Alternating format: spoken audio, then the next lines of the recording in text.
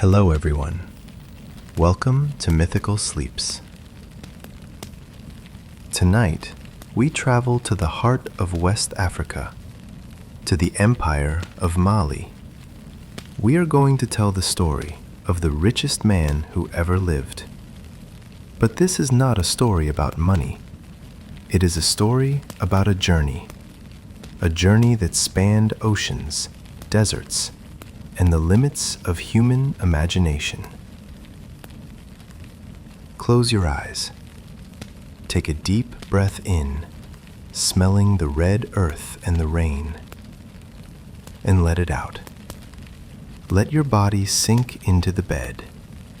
Imagine you are standing on the western coast of Africa in the year 1310. You are standing on a white sand beach, looking out at the Atlantic Ocean. The waves are rolling in.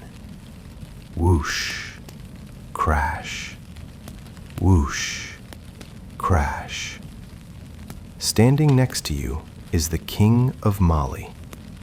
But it is not Mansa Musa, not yet. It is his predecessor, Abubakari II. Abubakari was a dreamer. He did not care for gold or politics. He cared about the horizon. He wanted to know what lay on the other side of the sea of darkness.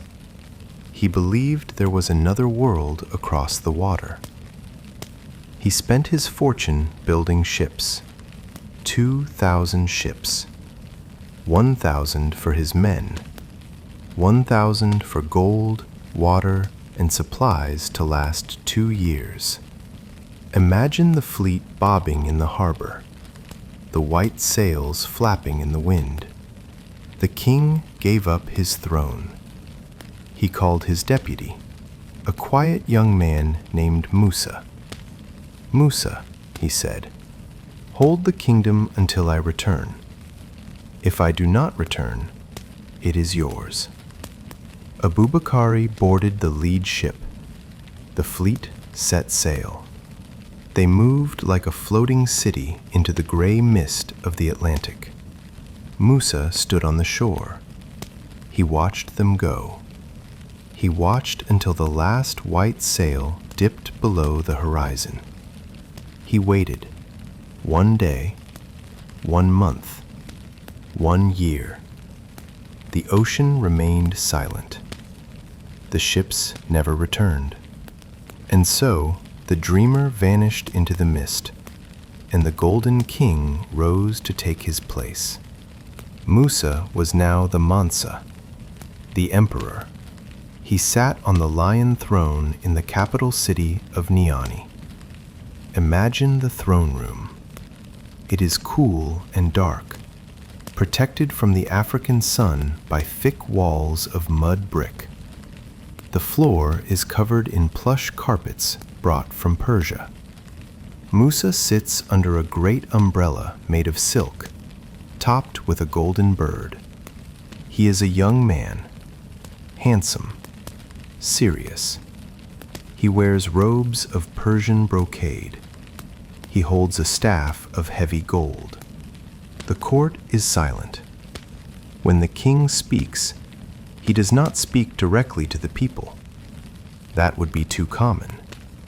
He whispers his words to a spokesman. The spokesman repeats them to the crowd. It is a ritual of distance, a ritual of reverence. But Musa was not just a figurehead. He was a builder.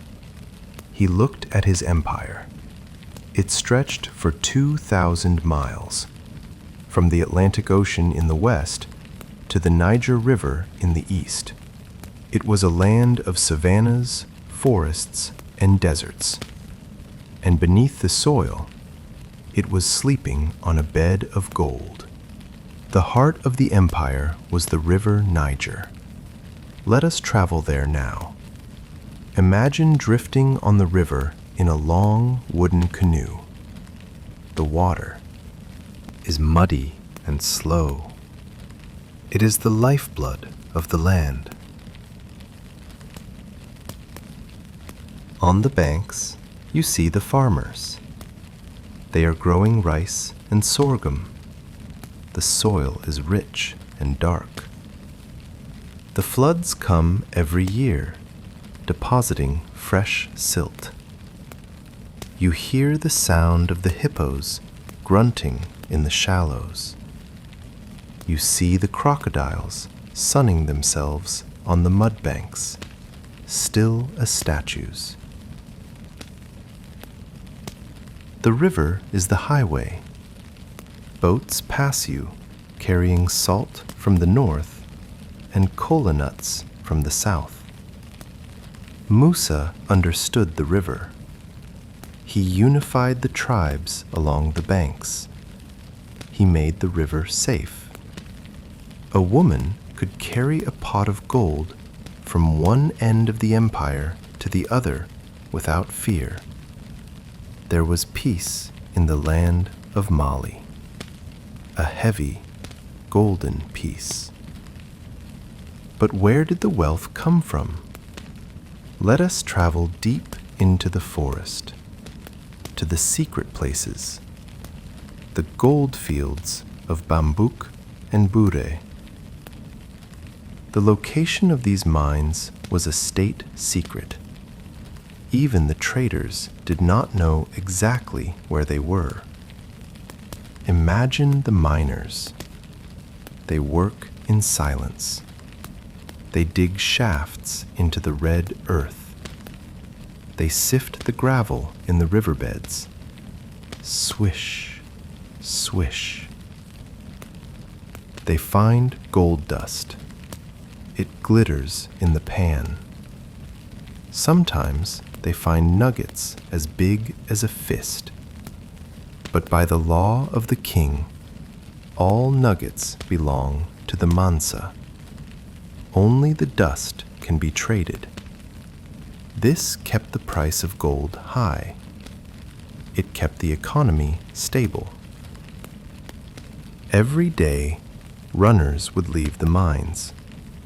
They carried leather sacks filled with dust. They ran through the forest tracks, never stopping, until they reached the royal treasury. There, the gold was melted down. It was cast into bars. It was cast into jewelry. It was cast into heavy collars for the court. Musa did not hoard the gold. He wore it. His horses wore it. His slaves wore it. Gold in Mali was as common as iron in other lands. Musa had wealth. He had power. But he felt a pull in his spirit. He was a devout Muslim. He prayed 5 times a day, bowing toward the east, toward Mecca. He felt the need to make the Hajj, the pilgrimage. It was a dangerous idea. Mecca was 4,000 miles away, across the Sahara Desert, across the Red Sea. To go there would take years. It would require crossing the most hostile landscape on earth. But Musa did not do things by half measures. If he was going to go, he would bring his entire empire with him. He began to prepare. It took months, years. Messengers were sent to every corner of the kingdom. Prepare the camels, they said. Prepare the grain. The Mansa is moving. Blacksmiths worked day and night, forging spears and staffs. Weavers worked day and night, making silk robes. Leather workers made thousands of water skins. The city of Niani became a hive of activity. The noise of preparation filled the air. But eventually, the work was done. The supplies were gathered. The people were ready. Musa stood on the balcony of his palace. He looked out at the assembly. 60,000 people. Soldiers, doctors, teachers, slaves, cooks. It was not a caravan. It was a moving city. And at the back, 80 camels. They were not carrying water. They were not carrying food. They were carrying gold. 300 pounds of gold dust on the back of every camel. The sun hit the sacks, and they seemed to glow. Musa raised his staff. The drums beat. Boom, boom. The golden pilgrimage began. The caravan moved north. They left the banks of the Niger River. They left the shade of the baobab trees and the humidity of the jungle. Slowly, the landscape began to change.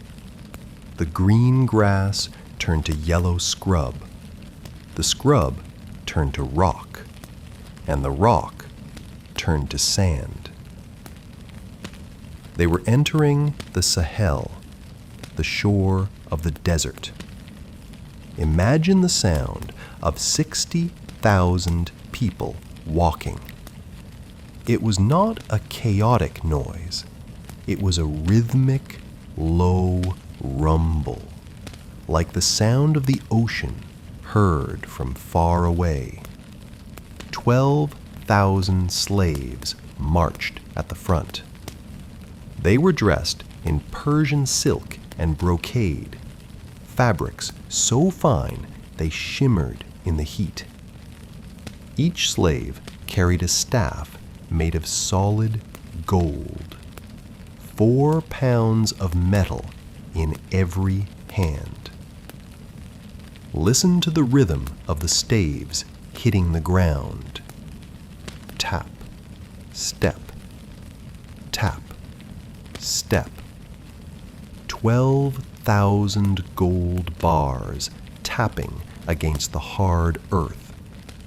It was a heartbeat of wealth, echoing into the emptiness. Behind them came the camels. 80 camels laden with gold dust. 500 camels laden with water. Their hooves made a soft, squishing sound in the sand. Swish, thud. Swish, thud. The dust rose up around them, a fine red mist that hung in the air. The sun climbed higher. The heat began to build. But the Mansa did not stop. He rode a magnificent Arabian horse.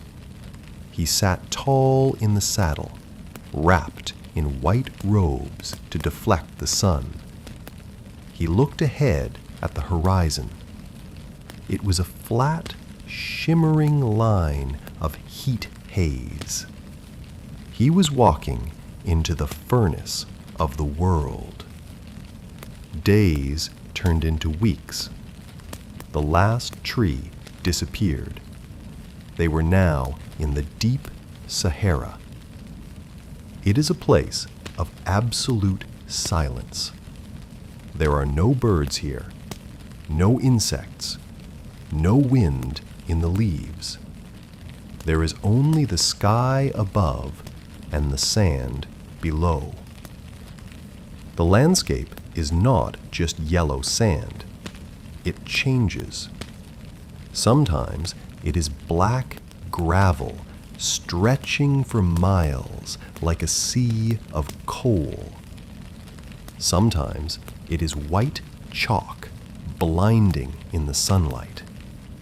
Sometimes it is vast, dunes rising like waves of gold 300 feet high.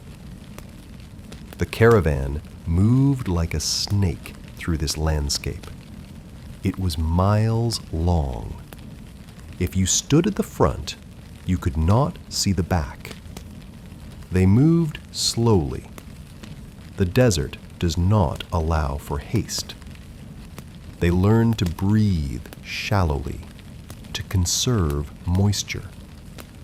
They learned to cover their faces with the tagelmust, the indigo veil, to keep out the blowing sand. The heat was a physical weight. It pressed down on their shoulders, but they kept moving. One step, then another, driven by faith, driven by the will of the king. The only sound was the creaking of the leather saddles and the wind whistling over the dunes. Whoosh, whoosh. A lonely, hollow sound. When the sun began to set, turning the dunes to purple and blood red, the order was given. Halt! The caravan stopped. And then, a miracle of logistics happened. In the middle of nowhere, a city appeared. Thousands of tents were unloaded. Tents of silk, tents of canvas, tents of woven camel hair. They were pitched in precise rows, a city of cloth rising from the sand. Fires were lit. The smell of burning acacia wood and roasting lamb filled the cool night air. The temperature dropped rapidly. The desert at night is cold, very cold. The men wrapped themselves in heavy wool blankets. They sat by the fires. They brewed tea, strong, sweet mint tea. They poured it from high above, creating a froth in the small glass cups. Pour, bubble, sip. The warmth of the tea spread through their chests. Look up. The sky in the Sahara is not like the sky anywhere else. There is no light pollution. The air is perfectly dry. The stars are not just points of light. They are heavy, glowing jewels. The Milky Way is a bright, solid band of white paint slashed across the black dome. You can see the depth of the universe. Musa sat in his royal tent. The floor was covered in rugs. He listened to the silence outside, the silence of the stars. He felt small. Even with all his gold, even with his army, in the face of the desert, a man is nothing. He prayed. He bowed his forehead to the ground. And then the camp slept. 60,000 souls breathing in rhythm with the wind.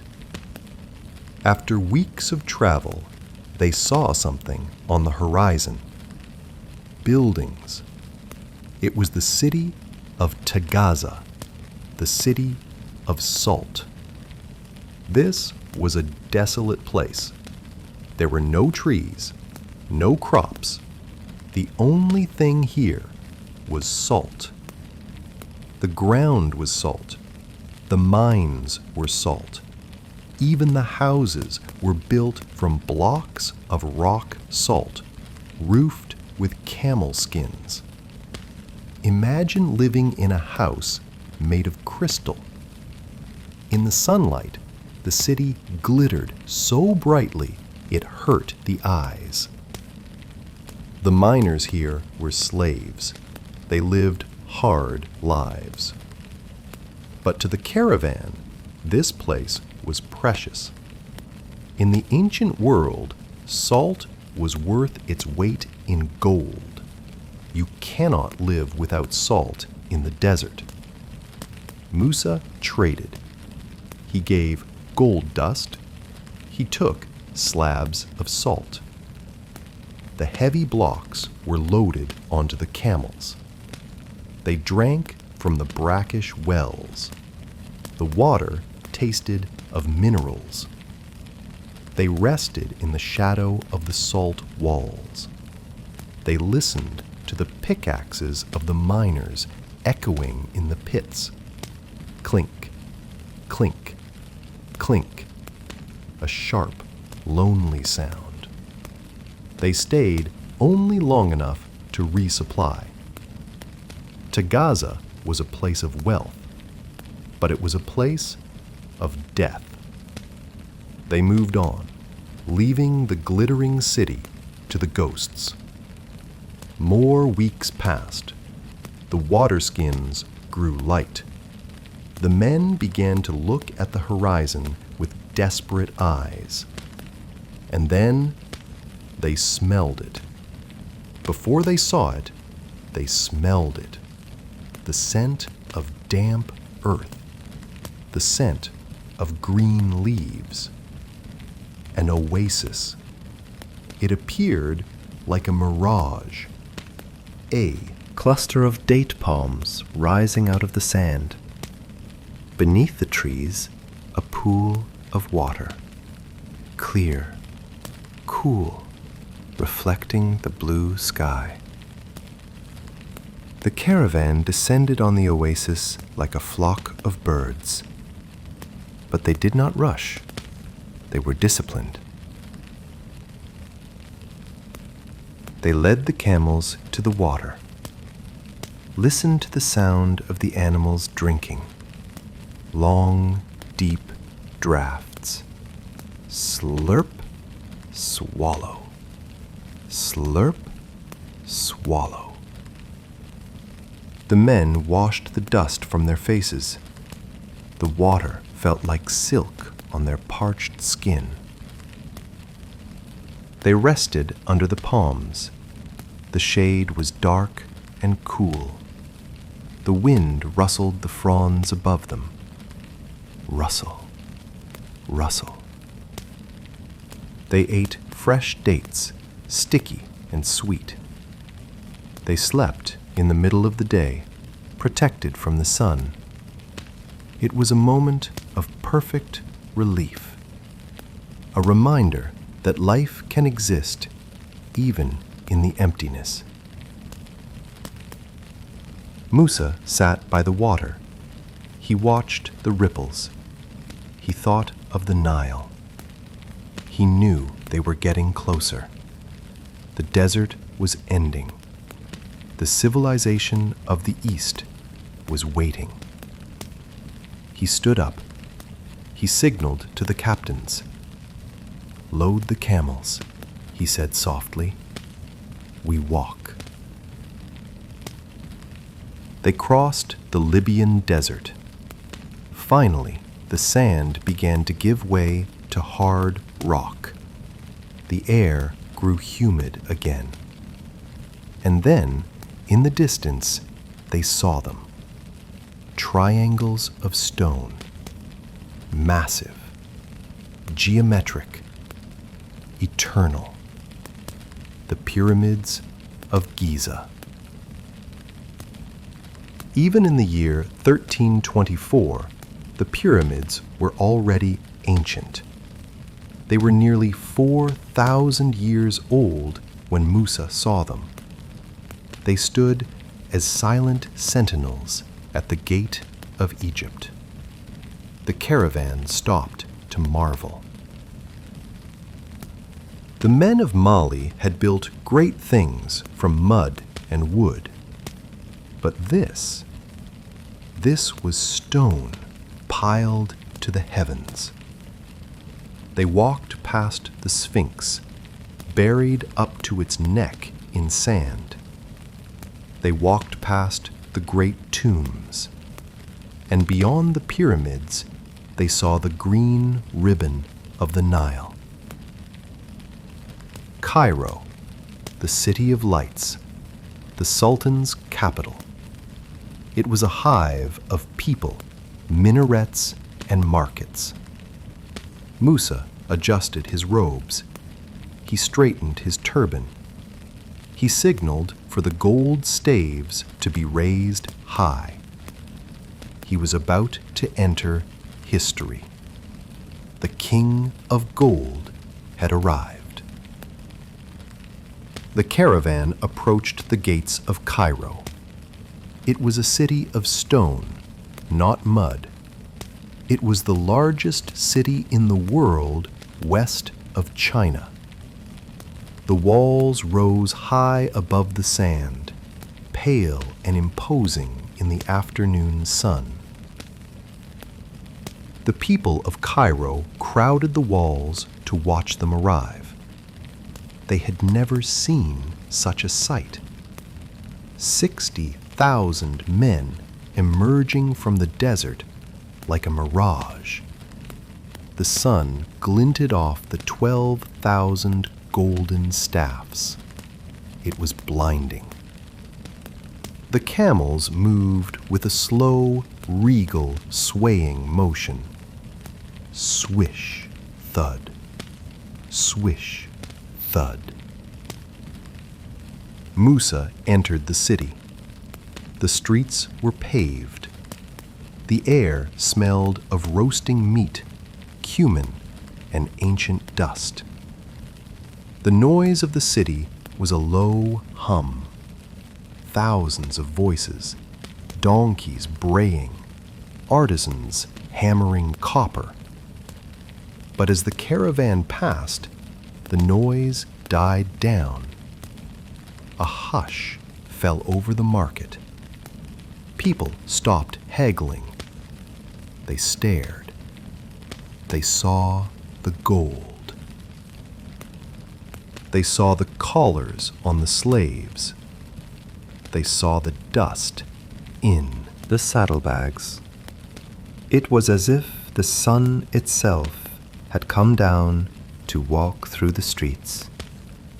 Musa did not look left or right. He looked toward the citadel, the fortress on the hill, the home of the Mamluk Sultan Al-Nasir Muhammad. Musa rode up to the citadel. He dismounted from his horse. He walked into the great hall. The floor was marble. The pillars were granite. At the end of the hall sat the Sultan. The protocol of the Egyptian court was strict. Any visitor, even a king, had to kiss the ground before the Sultan. The viziers whispered to Musa, "Kiss the ground. Honor the Sultan." But Musa stood tall. He was a king. He traveled with the blessing of God. He looked at the floor. He looked at the Sultan. The silence stretched out. It was heavy. Tension filled the room like smoke. Then Musa spoke. His voice was calm and quiet. "I will kiss the ground," he said, "but only for God who created me." He bowed his forehead to the marble, not for the Sultan, but for the Creator. The Sultan, recognizing a man of true faith and power, stood up. He descended from his throne. He walked to Musa. He embraced him. "Welcome," the Sultan said. "Welcome, brother from the west." They sat together on the dais. Two kings, one of stone, one of gold. They spoke of trade. They spoke of the desert. They spoke of the path to Mecca. The friendship was sealed in peace. Musa stayed in Cairo for 3 months. He set up his camp near the pyramids. And then he began to give. It is hard to imagine the scale of his charity. He did not count coins. He did not weigh dust. He simply gave. He gave to the officials of the court. He gave to the merchants. He gave to the beggars in the street. Imagine walking through the markets of Cairo. You hold out a wooden bowl. A man from Mali pours gold dust into it until it overflows. It spills onto your feet. It covers the cobblestones. Gold became as common as sand. Musa bought spices. He bought silks. He bought souvenirs for his people. He never haggled. Whatever price the merchant asked, Musa paid double in gold. The merchants of Cairo could not believe their luck. They emptied their warehouses. They sold everything. The ships on the Nile were heavy with the new wealth. It was a golden rain that fell on the city, day after day, week after week. A dream of unlimited abundance. But abundance has a consequence. There was so much gold in Cairo that it ceased to be rare. A metal that men had died for became cheap. The value of gold dropped. Prices rose. A loaf of bread that cost 1 copper coin now cost a silver coin. The economy of Egypt shifted on its axis. It was a slow-motion crash, a flooding of the market. For 12 years after Musa left, the price of gold in Egypt remained depressed. Think of the power of that journey. One man, simply by passing through, changed the value of money for a decade. He did not do it with an army. He did not do it with war. He did it with kindness. He did it with gifts. He drowned the city in generosity. But Musa did not notice the economics. His eyes were not on the market. His eyes were on the east. The season for the Hajj was approaching. He gave the order to pack the tents. The caravan reassembled, lighter now. The gold sacks were empty, but the hearts of the men were full. They marched out of Cairo, leaving a city of gold behind them. They traveled east toward the coast. They reached the Red Sea. Imagine the contrast. Behind them, the yellow sand. In front of them, the deep turquoise water. The sea was calm. Small waves lapped against the shore. Lap, lap, lap. They could see the mountains of Arabia in the distance, hazy and purple in the heat. Musa looked at the water. He thought of the stories of Moses parting the sea. He felt the history of the place. The air smelled of salt and dried fish. They boarded ships to cross the water. Not the grand barges of the Nile, but sturdy dhows with triangular sails. The wood creaked. The ropes groaned. They sailed at sunset. The water turned the color of wine. The stars came out, reflecting in the black water. Musa stood at the rail.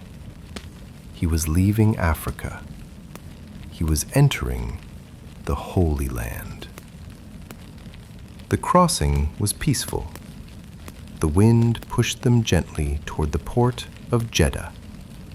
There was no storm, no trouble, only the silence of the sea at night, the sound of water rushing past the hull. Shh, shh, carrying the pilgrim to his destination. They landed in Arabia. The landscape here was harsh. Black volcanic rock and sharp mountains. But the air felt different.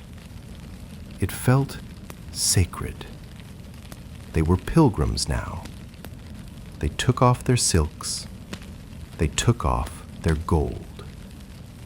Musa, the emperor, stripped down to 2 simple pieces of white cloth. The ihram. He was no longer a king. He was just a man before God. He walked barefoot on the sand. Every step was a prayer. They joined a river of people, pilgrims from everywhere, from Persia, from India, from Syria. Thousands of white-clad figures moving through the valleys. They did not speak of trade. They did not speak of war. They whispered one phrase over and over. Labbaik Allahumma labbaik. Here I am, O God. Here I am. The sound of the chanting echoed off the canyon walls. It was a hum of unity. Musa walked among them. He felt light. The burden of ruling, the weight of the gold, the worry of the journey, it all lifted.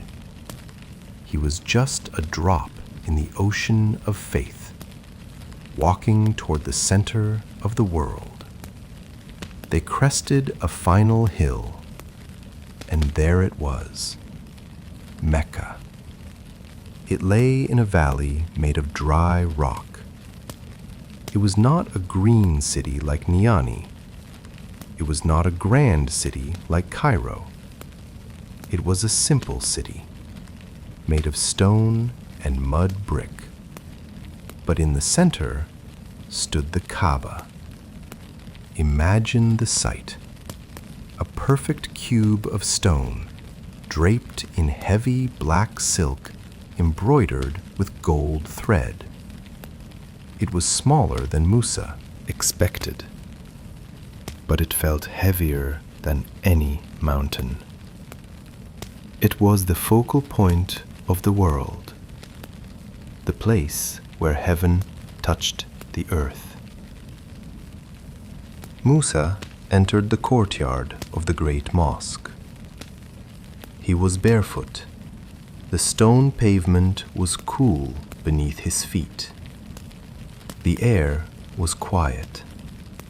Even with thousands of people present, there was only a hushed murmur of prayer. He looked up at the Kaaba. He felt a vibration in his chest, a resonance. He had traveled 4,000 miles for this moment.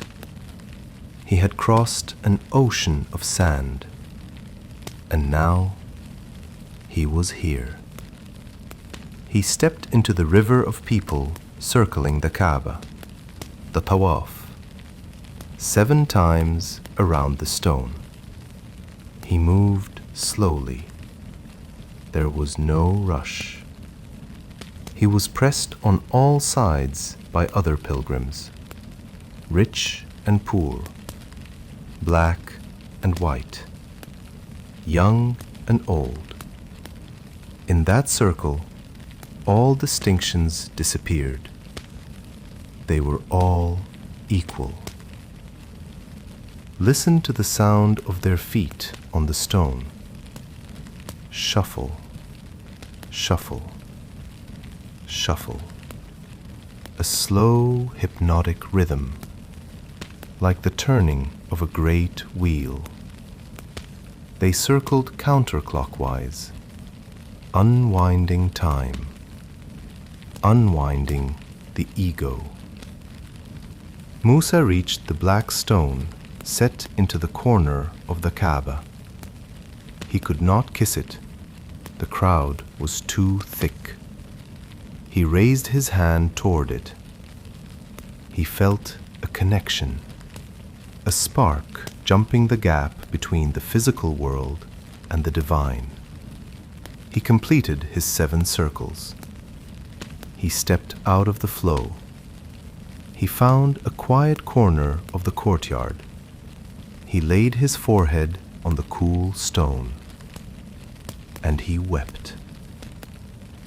He wept for his ancestors.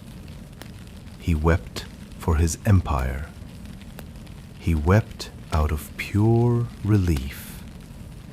The burden of the journey finally left him. His soul was scrubbed clean by the desert wind and the sacred prayers. He sat there for hours, just breathing, just being. The richest man in the world, with nothing in his pockets, at peace. They stayed in Mecca for a month. Musa met scholars.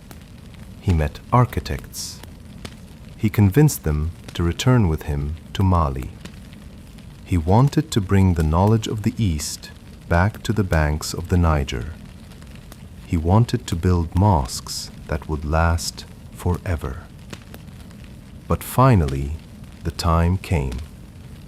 They had to turn back. The journey home is always longer than the journey out. The anticipation is gone. Only the endurance remains. They packed the tents. They loaded the camels. The sacks that had held gold dust were now filled with books, scrolls, and holy water from the well of Zamzam. They rode out of Mecca. Musa looked back one last time. The black cube of the Kaaba was growing smaller in the distance. He knew he would never see it again. But he carried it inside him now, a compass in his heart, always pointing east. He turned his horse to the west, into the setting sun, into the desert. The return journey was hard. The Sahara is not kind. It gives nothing away for free. They had survived the journey out on adrenaline and faith. Now they were tired. They ran into a sandstorm. It started with a change in the light. The sky turned a sickly yellow-orange. Then the wind began to howl. Whoosh! The wall of sand hit them. It was not dust. It was grit. It stung the skin like tiny needles. They stopped. They made the camels kneel.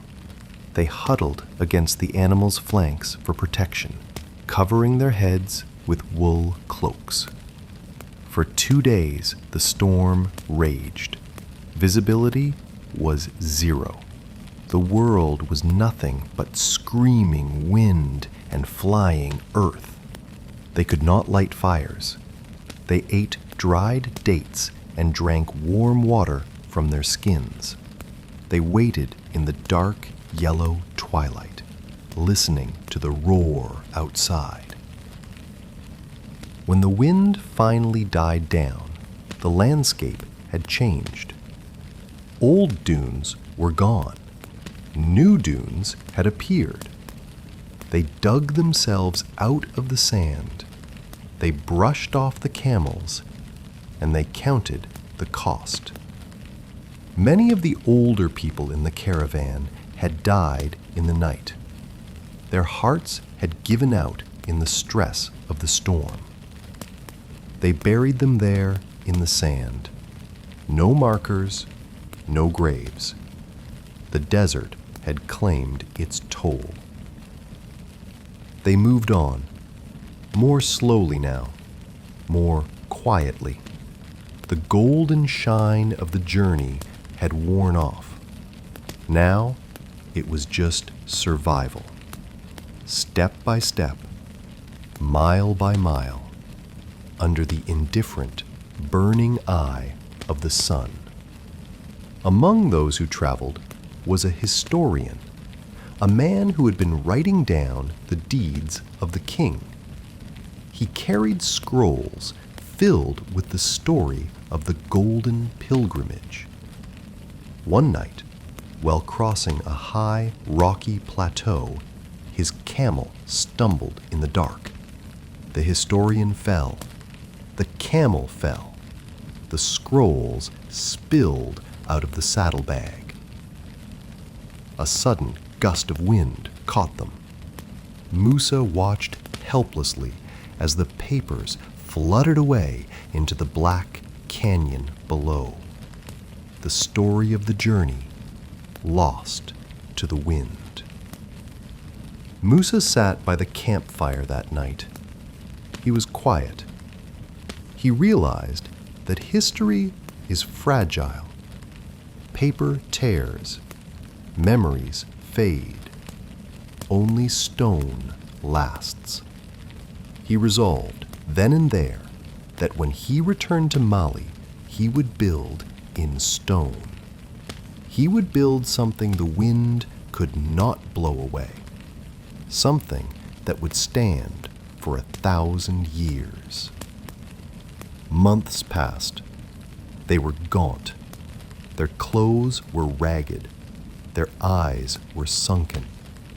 They were no longer a golden procession. They were a band of survivors. One evening, as the sun was setting, Musa stopped his horse. He lifted his head. He sniffed the air. Underneath the smell of dust and camel sweat, there was something else. Dampness. The smell of rain on dry earth. They rode over the last ridge of sand, and there it was, the Sahel, the shore. The yellow scrub brush began to appear. Then the baobab trees, standing like fat sentinels with their root-like branches reaching for the sky.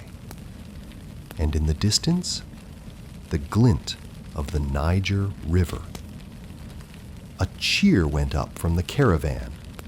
It was a ragged, weary cheer, but it was real.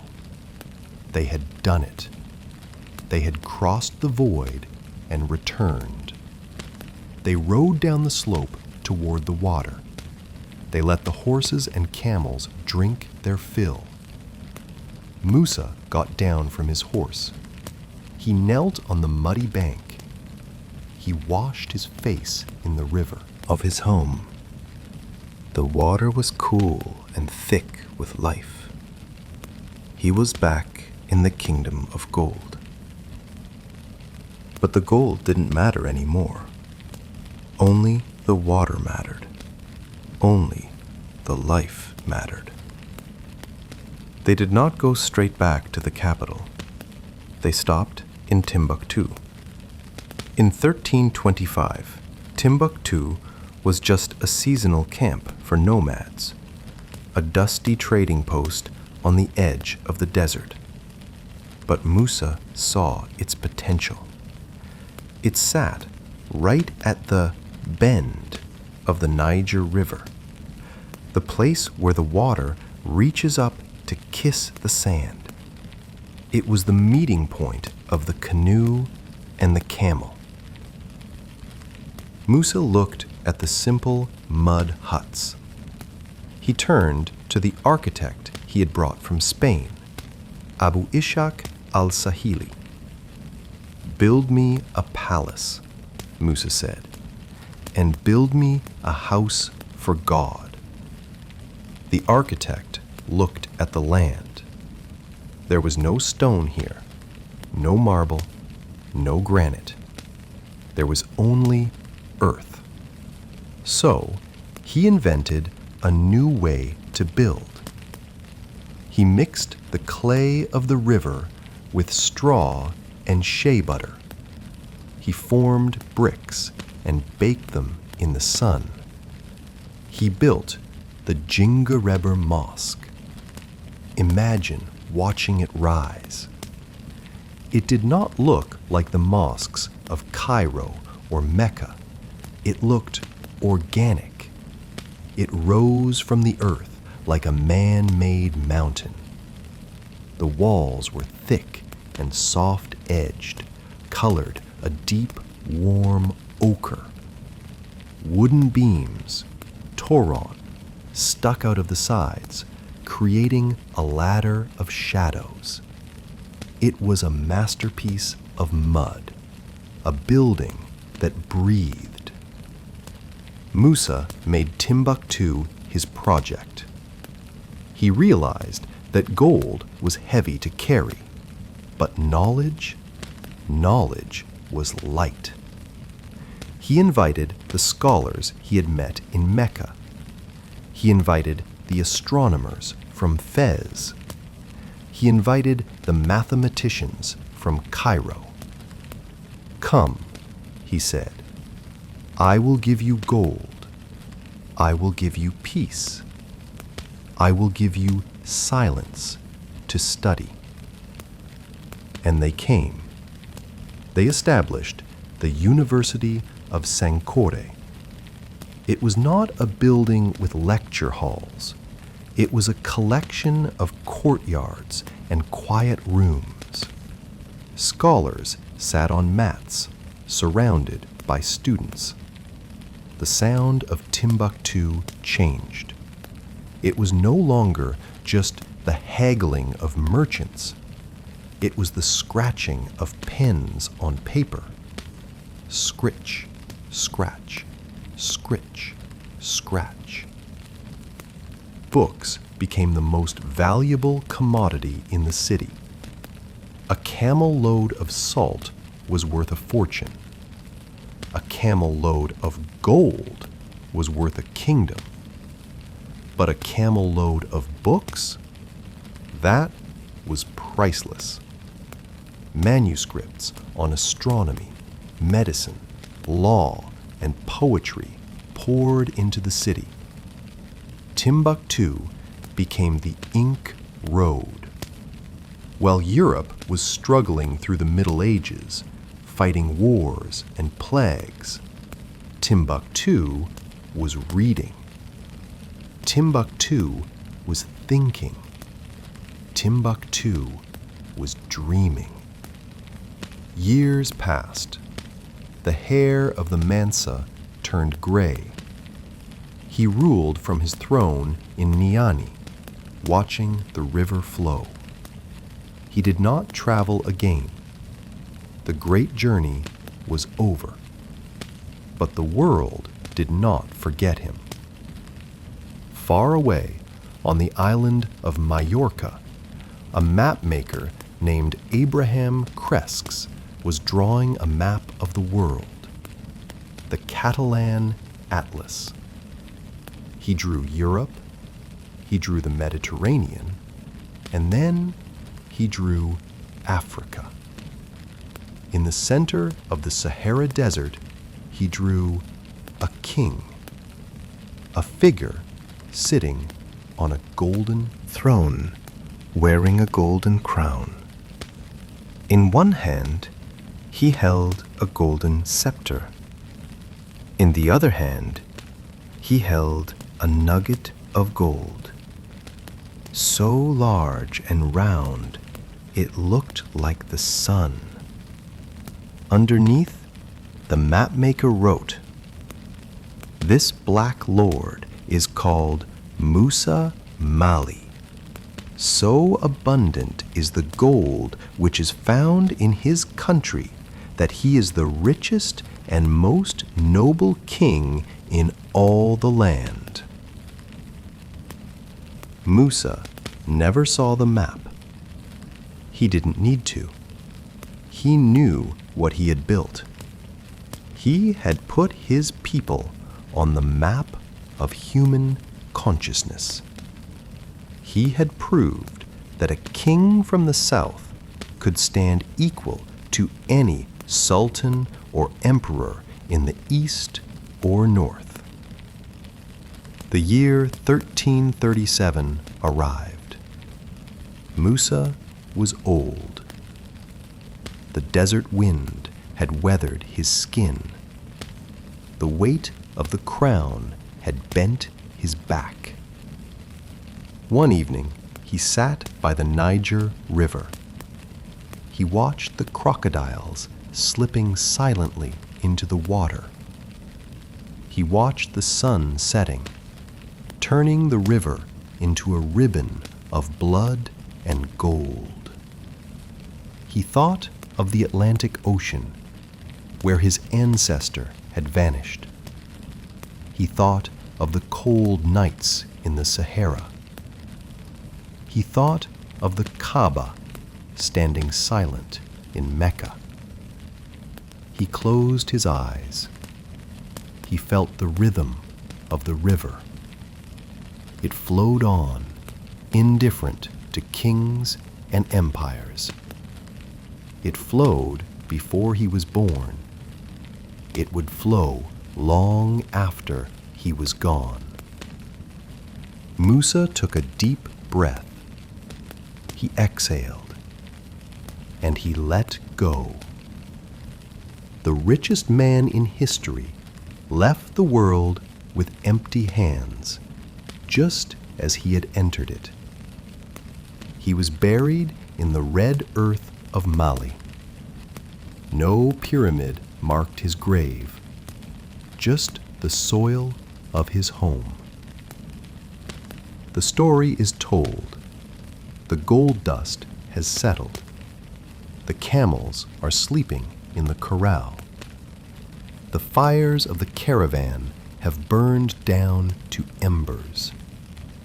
The desert is quiet again. Now, imagine you are lying in one of those silk tents in the middle of the Sahara. The ground beneath you is soft sand. The air is cool and still. Above you, through the opening of the tent, you can see one single bright star. It watches over you. You have traveled a long way tonight. You have crossed continents. But now you are safe. You are still. Let the wealth of the world fade away. It is heavy, and you do not need to carry it. Let the history fade away. There is only the dark and the peace. Sleep now, traveler. Sleep in the golden silence. Sleep, sleep.